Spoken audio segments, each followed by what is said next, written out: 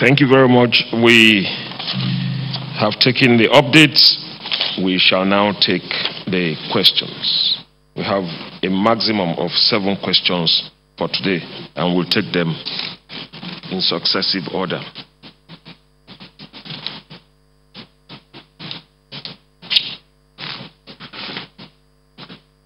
Good afternoon, members of the Presidential Task Force.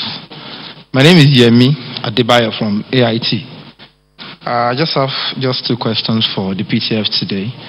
The first has to do with, I think the PTF National Coordinator would want to answer this, or perhaps the SGF. When the presidential lockdown was announced, government did say that import and export operations will continue amid the lockdown. But there have been complaints by some importers who are having challenges. Their goods have arrived, but they cannot pay for import duty due to the fact that banks have been shut in some of these affected areas. What is the PTF, what intervention is the PTF going to make on this? And if it's that the ports that are open are only for essential services, I would want to know these essential services, if those that have probably office that have goods like office machine and stationaries, is it that their goods are going to remain there till the lockdown is over, or is government planning to give some sort of concession to them? You know, perhaps demurrage will definitely be occurring for them now. Is government planning to give some sort of concession to them? Then secondly, there have been a series of questions. Many people have been advocating, unions, medical unions, NANS and other organizations have been advocating that. Are there plans to have them represented in the Presidential Task Force team? I will want the SGF to respond to this. Thank you very much.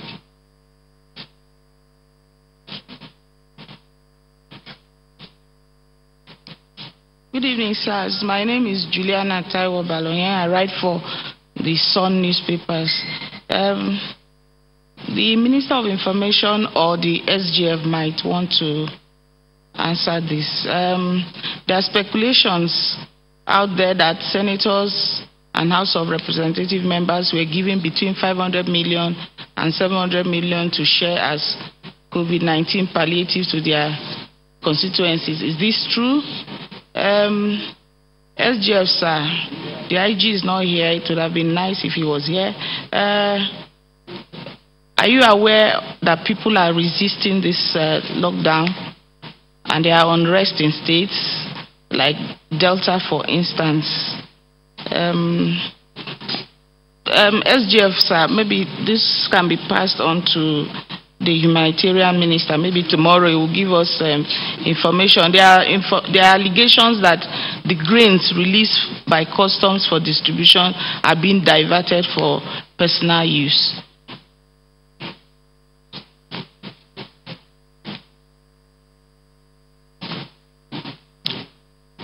Good afternoon, sirs. My name is Friday Okerigbe. I'm a reporter with Channels TV.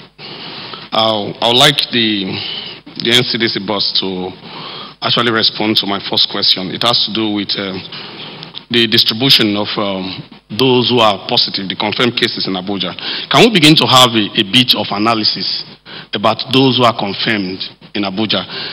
Something similar to what Lagos State is doing, where without mentioning the names, they give the age demography of those who are confirmed, and also they even go further to tell you where in Lagos some of these confirmed cases are concentrated. The reason is it will help residents to keep watch of perhaps the little places they go to. Can we begin to have a bit of such analysis? The second question has to do with, I would like the Minister of Health to respond to this. In the last 2 months, we'll be talking about what donors have donated, whether individuals or not. Not much has been said about procurement by the Ministry of Health. Remember that when the whole briefing started at your ministry, you did tell us that the President has released everything you wanted, you requested for. Is there any challenge you are having with procurement? That's why you're not telling us anything about what you have procured as a ministry. But you tell us every day about what United Nations, other donor partners have given. Thank you.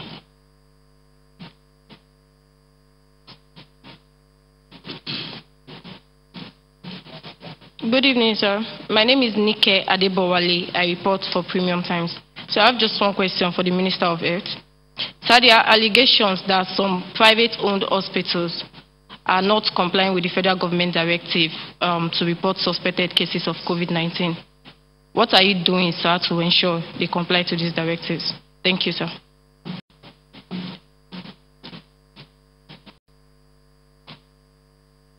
Good evening, members of the Presidential Task Force and Nigerians at home.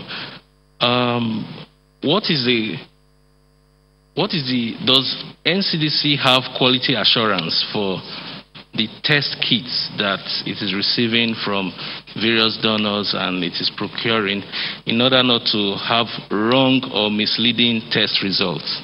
And I want to also ask the NCDC of what is the NCDC's projection of contact tracing and case detection by the end of the 2-week extension? Thank you.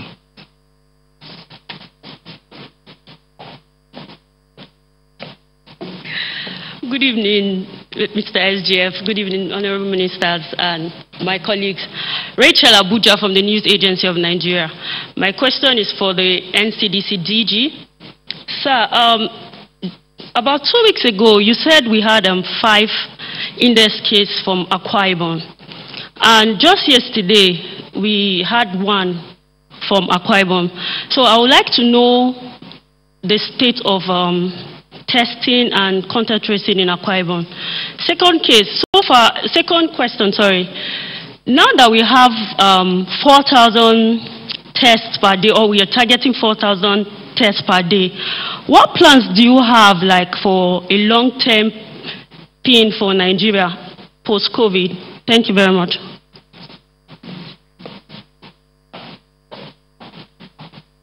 Good evening, sirs and all. My name is Abbas Adebowale Jima from Daily Trust. The first question is for the national coordinator.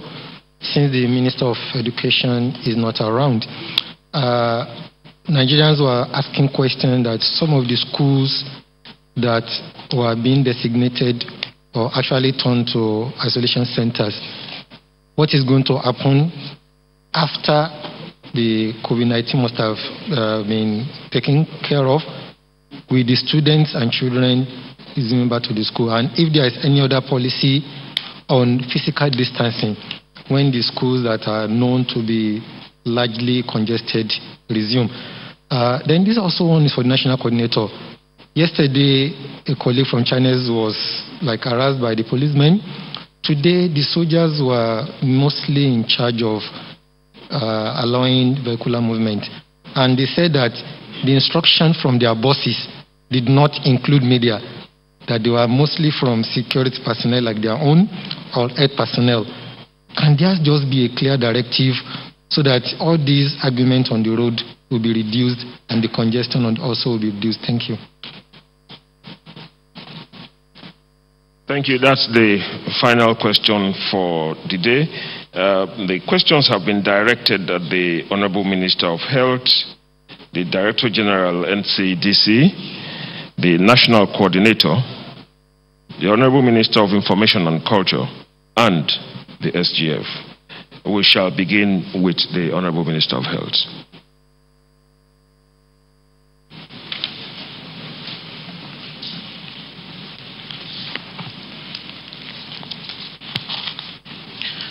Thank you. I will address the questions one by one.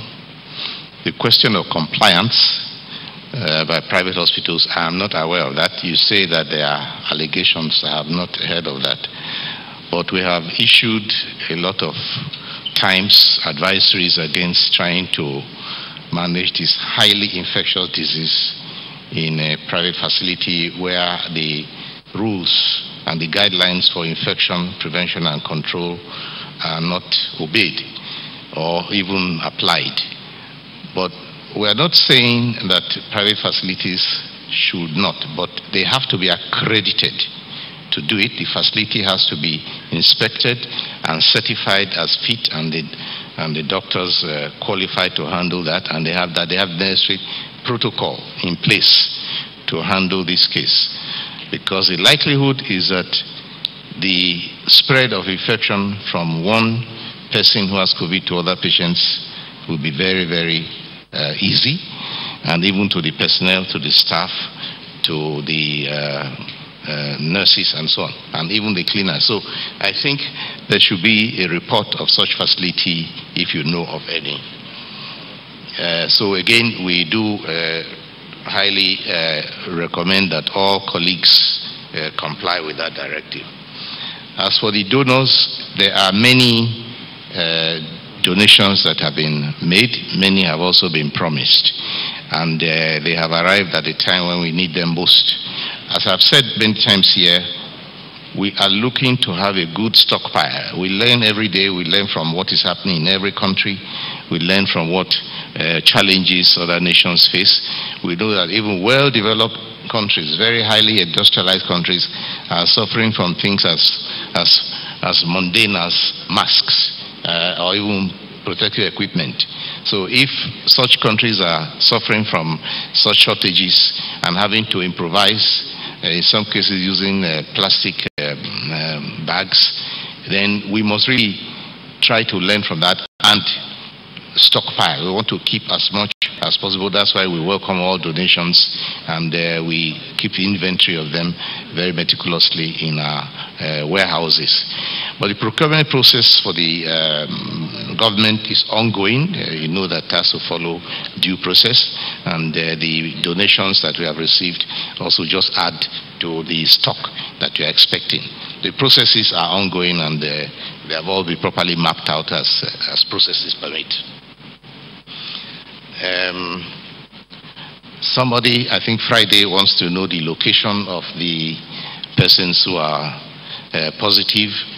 We have not really started doing that. All we know is that the grand majority of the positive cases in Abuja and the Amak region, the Abuja Municipal Area Council, that's the large majority, perhaps with a few scattered in other places, but we have not done such granulation to show where one or the other leads. Perhaps the NCDC can speak on that, but I also want to use the opportunity to speak against stigmatization. So we don't want stigmatization going on, people feeling that this is something that is so terrible that you must be ashamed of it, or that you must not let people know. You know that in the UK, the Prime Minister made his own known that he was in treatment, and also the people as important as the Crown Prince and many other persons in America, they have said it. But the population should not drive stigma by wanting to know where people live so that you can avoid that area. So you take your own measures and do not contribute to using that as an excuse for creating stigma. As for the representation of professional bodies, yes, we have absolutely nothing against it. The more the ideas come, the better. We have a situation room at the Ministry of Health that holds every day, where the NMA participates. They already participate at that level, but even at the level of the technical working groups of the PTF, there is absolutely no objection to those who can bring in more ideas or probably other perspectives that others have not looked at. I think that's all that concerns the health sector, and perhaps the DG of NCDC will address the others.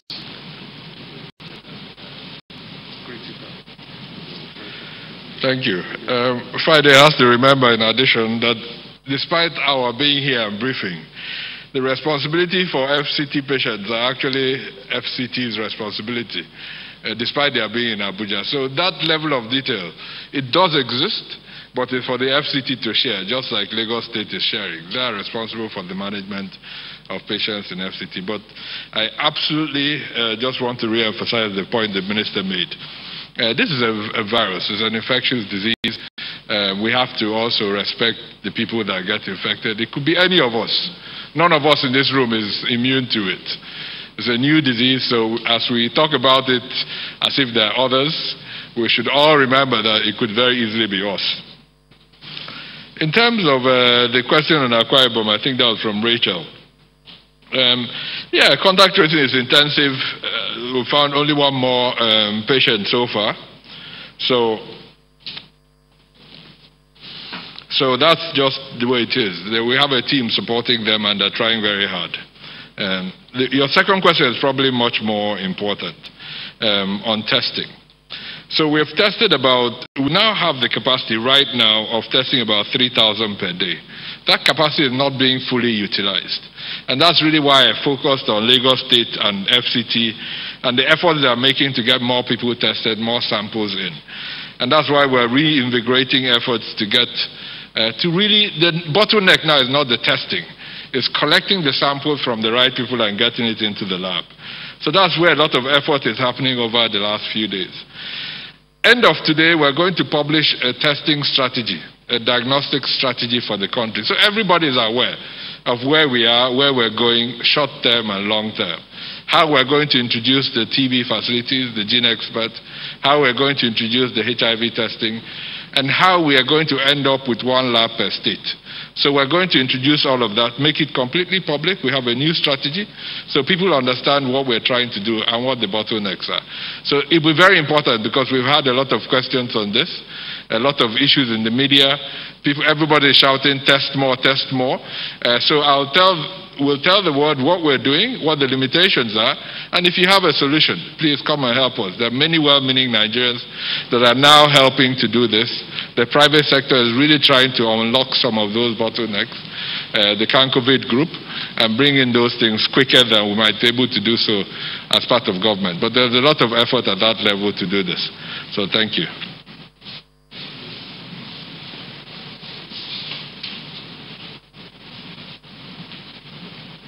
Thank you. So I have 4 questions. The first one has to do with the issue of the ports and inability to clear goods. So the PTF is certainly quite aware of the importance of making sure our economy continues to function during this lockdown. We cannot afford to strangle our economy and emerge in a much weaker position than we already are. We have been working closely with the Nigeria Ports Authority, and there were issues with ships I think about a week ago or so, but we've issued further clarification. The ports are not closed. It's just that there are clear quarantine regulations that we have to follow for seamen arriving in Nigeria within 14 days of leaving their destination. They will be quarantined, but if they have been at sea for 14 days or more, they will not, provided they have not stopped at a port or country with a high incidence of COVID infection. So that's sort of being sorted. There might be other issues to do with access to banks, etc., and we continue to work with the finance sector to make sure that funds are available and the banks are working, even if it is skeletal services, to allow the economy to drive on. The other issue has to do with school, the use of isolation, the use of schools as isolation centers. Yes, we have to be pragmatic. In terms of our opinion at the PTF, we continue to encourage state governments to be creative, but also to try and set up structures that are more sustainable and that can be of benefit to the health system after the pandemic. If a school is used as an isolation center, then obviously after the pandemic, I am sure there will be processes in place to clean the school and allow the school to function again. In terms of security, again, I will emphasize the presidential directive that included exemptions for media people. If security people are not respecting this, then we will take it up with the IG of police. But there are clear-cut guidelines. We've also issued protocols and guidelines with regards to the exemptions. And media are definitely within that group. In fact, not only media, also newspaper vendors, I believe. Finally, the issue of representation. We've had a lot of requests from the general public to join the PTF.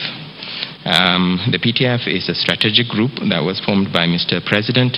The membership itself was carefully selected but we do have separate layers under the technical working groups. And as far as I know, a lot of the technical working groups have members drawn from various professions. We have doctors, we have pharmacists that deal with logistics, we have engineers, we have security people, we have civil society. Virtually almost everybody within our communities are represented. But I can understand the need for specific associations to be involved, and we will be considering this. Thank you.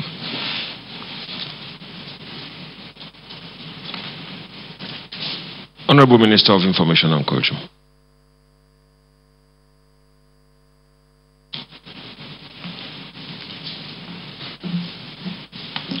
If I recollect, the question is whether the members of National Assembly are sharing 600 million or 700 million. Am I correct? Well, like I said, just as we are trying to contain and fight coronavirus, a lot of energy is also being expended in fighting fake news. To the best of my knowledge, I'm not aware that any such money has been given to members of National Assembly. But I know that the fake news is not abating. This morning, there was a message that went viral to the effect that one of the Chinese doctors tested positive. And that news was supposed to have emanated from a Twitter handle of the federal government. I want to say, to the best of our knowledge here, there's no such thing. I've just received also 2 hate dramas and other fake news while I was sitting down here, which I've been able to open. But I think we will continue always to debunk fake news, and we'll try our best to timelessly give you information development about fake news. About COVID-19, either through our daily press briefings or through this website of the NCDC and the task force. Thank you very much.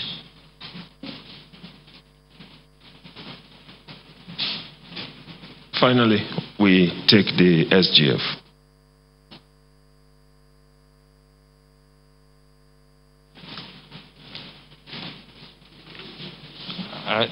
I think the questions have been answered by my colleagues. But let me just deal with 1 or 2 here. Somebody asked whether I'm aware that people are resisting the lockdown, particularly in Delta. Well, the decision for the lockdown by the president had a direct reference to 3 locations: Lagos and Ogun states, as well as the Federal Capital Territory. But the subnational governments equally have a responsibility over their territories, and some of them have signed the same quarantine declaration, and I think Delta State is one of them.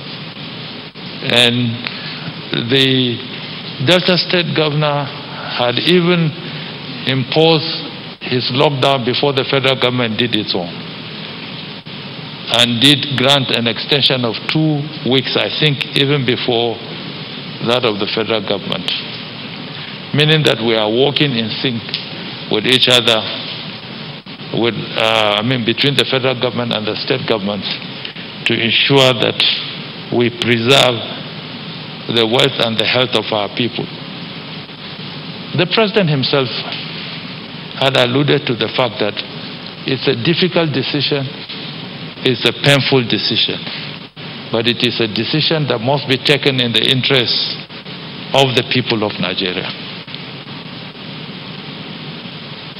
We are mindful of that. We are cognizant of the fact that our social life has been disrupted by the lockdown in the entirety of this nation.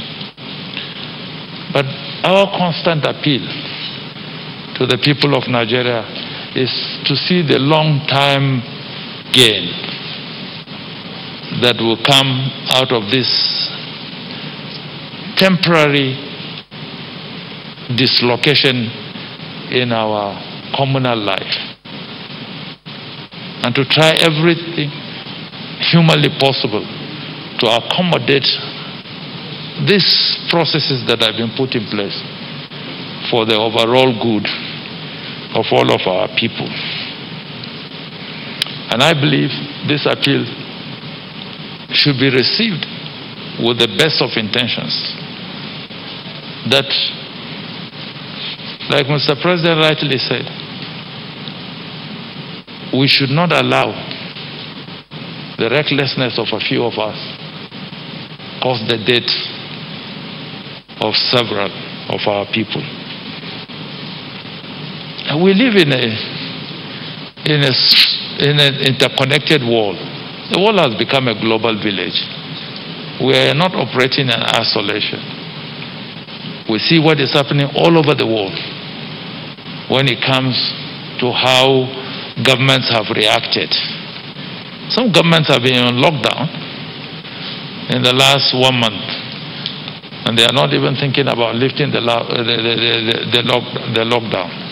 Everybody is looking at extending it so that the gains of flattening the curve, of interrupting the transmission that has permeated their communities, is dealt with. So this is not the time to encourage a resistance to the lockdown. This is the time to appeal to our people to respect the adversaries that have come out from the health experts and from the governments of the state and the government of the federation. The issue of banks shutting down and not allowing for processes of payment of duties, excise, and tariffs of all forms. I had a discussion with the governor of the central bank, I think the day, was it yesterday or the day before yesterday, where I also have received this report. And you remember when the president signed the declaration, the first one, there were exemptions and protocols that were issued under the signature of the governor of the central bank with the Minister of Finance, Budget and National Planning, where they prescribed how the banks were going to operate, mindful of the fact that we can't shut down the economy. People will have to access money, and transactions online should continue.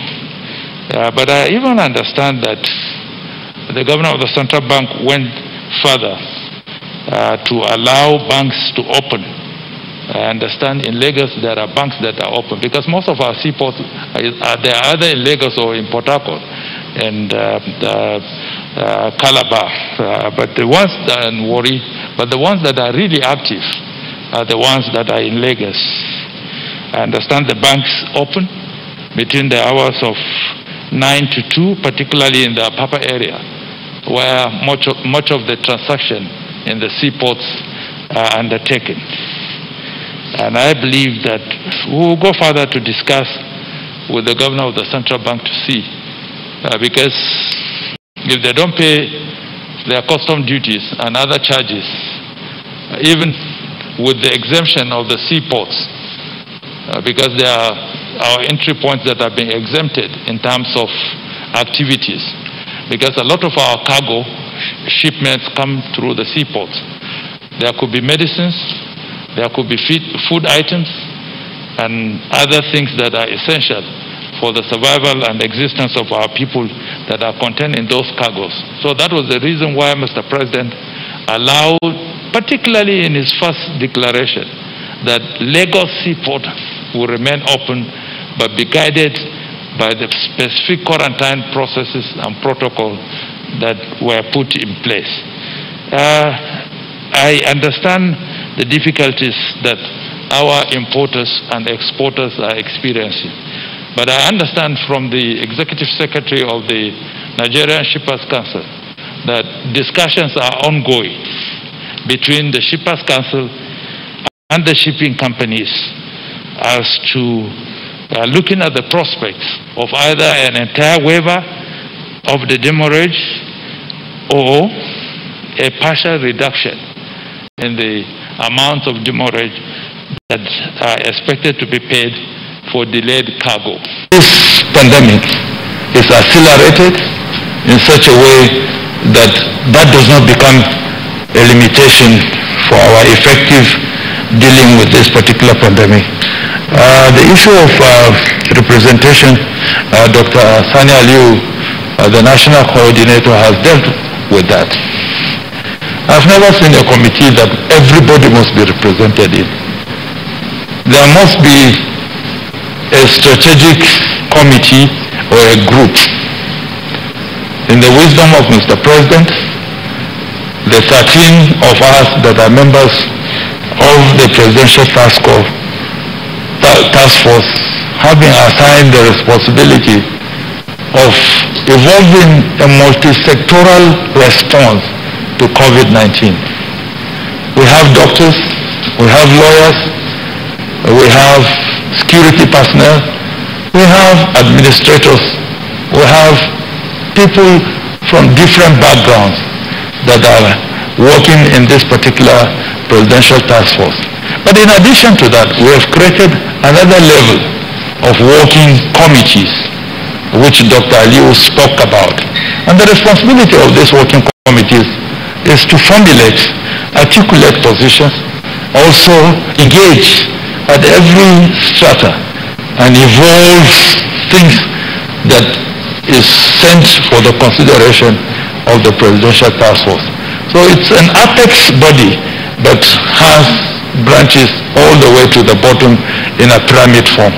So I believe that for every association or group that seek to have a place in this national response, we would have accommodation, but it might not necessarily have to be in the task force. There are other arms of the task force where people can find satisfaction to operate. Thank you very much. Thank you very much, SGF. That brings us to the end of today's national briefing. I join the SGF in appreciating members of the press for your patience. And I also bring you two messages coming out of today's briefing. The first is that please, if you test positive, comply with invitations to isolation centers. It is the best path to care and management. Let us keep hope alive and let us overcome this together. The second message is that now that the policy on masks is out, please follow the guidelines on the use of masks for mutual protection. Remember, it only complements other measures. Maintain personal hygiene, keep safe distance, stay at home if you don't have to go out, and God bless us all. Thank you very much.